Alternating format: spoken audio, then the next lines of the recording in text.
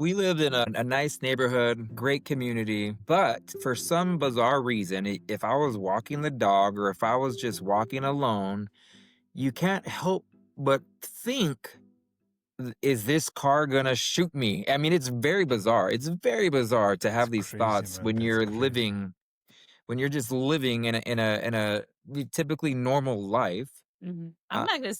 I'll speak on it. You keep going. yeah, and then here I have complete peace of mind. So obviously, there's huge gun culture in the United States. Obviously, there's a huge safety issue going on. Um, and at the very least, you have peace of mind knowing that that one variable is eliminated and that, Mhm. that variable being access to so many guns. Um, so yeah, I mean, to be very blunt with you, if I'm walking around at night, I still think in the United States, is this person gonna potentially shoot me or do I have to look behind my back? So it's kind of a weird uh way to live, I think. So from like mom's perspective, with the girls, Adam's right. We did move from a nice community, but it still was a small community. And it still had its problems. I mean, I'm a crime scene investigator, so I understand. I understand. And so would I let my oldest say, "Hey, can I go to the store and or can I go down to the park and go walk with my friends?" In my head and back home, absolutely not.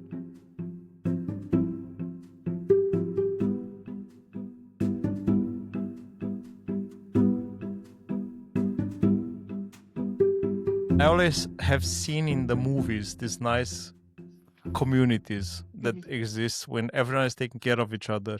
I've read Michelle Obama's book, and she's writing inside there about exactly that the neighborhood was raising the child.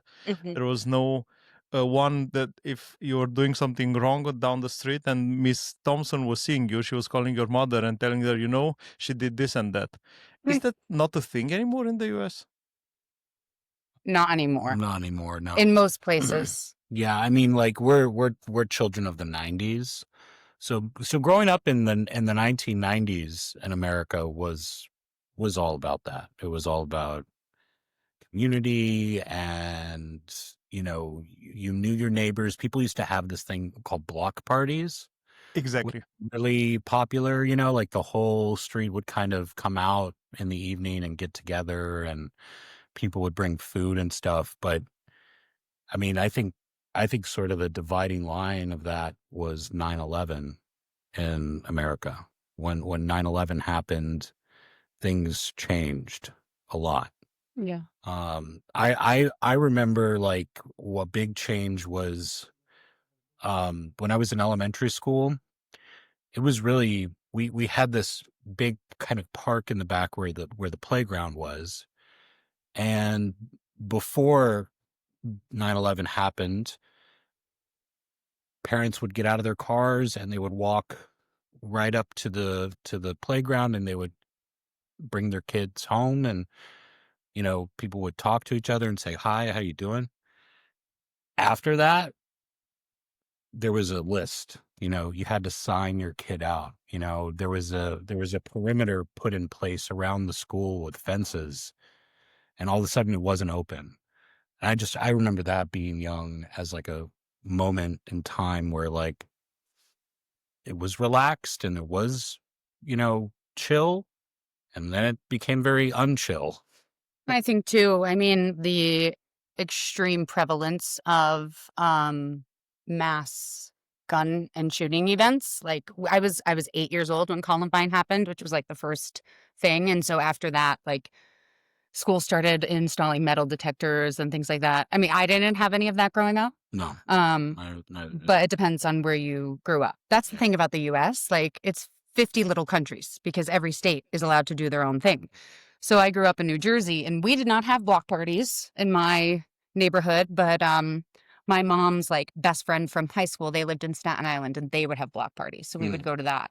no. And that was, I mean, it's like a fond memory, but also I think too, the um the development of technology and like now kids have phones and like kids are not out on their bicycles like playing in the street until the street lights come out anymore. or come on, they're home like playing video games maybe with each other online. Yeah. So I mean, I think in small town America, you still kind of know your neighbors and stuff, Mhm. but I think it really depends on where you grow up. Yeah. For sure.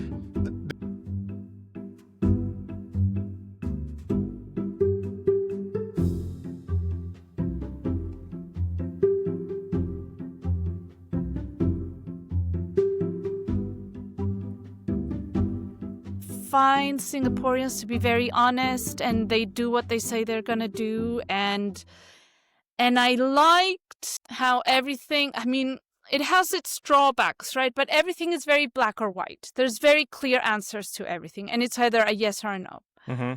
And some people complain about, oh, you can't chew bubble gum, and you can't, I mean, who gives a shit about bubble gum if you can walk at 3 a.m. in the morning freely and nobody's gonna, you're safe. Your kids can run around in the neighborhood and they are safe. And I liked that. I liked that there was, that the government were working for you and they were doing their best for you. And I liked the community sense that existed. So for every, for different events, there will be like neighborhood for different calendar dates. There will be community events that are organized. In this case, by your local member of parliament and his constituency. Mm-hmm. So there's a, mid-autumn festival event. There's Chinese New Year. There's Christmas and New Year. There's even a Halloween one. So the whole neighborhood would get together and organize this Halloween trick-or-treat event. The houses would absolutely decorate themselves. Not decorate themselves, what am I saying? People would decorate their houses and they would put so much into it. People would be walking on the street with their kids. The kids could get semi-lost in the crowd and you really wouldn't worry about it. They would play, and if anyone started getting a bit unruly or this is really not on, somebody would step in and put order.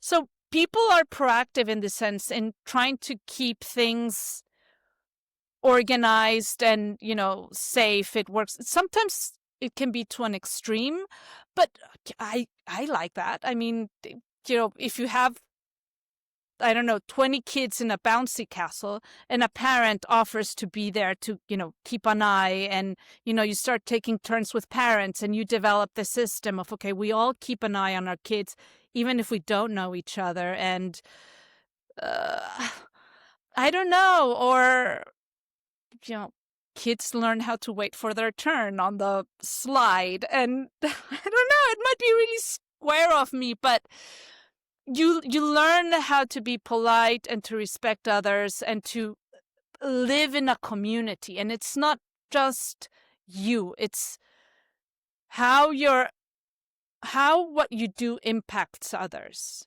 I really liked that. I liked this. Yeah, I mean, all the neighbors get together and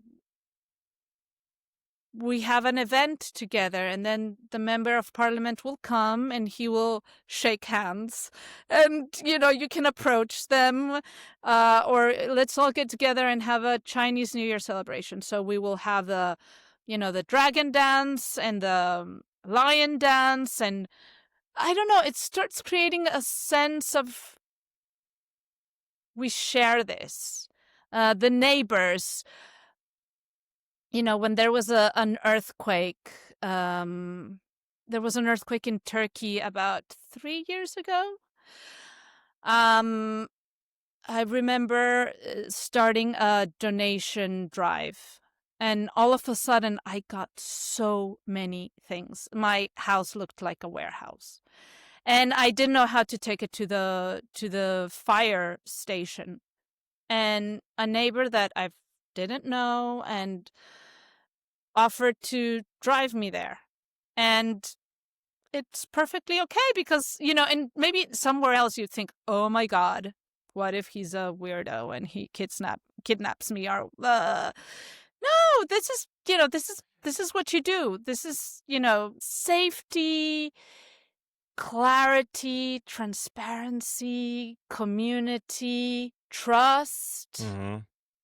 I can leave, the number of times I left my bag hanging from a chair and I forgot my bag.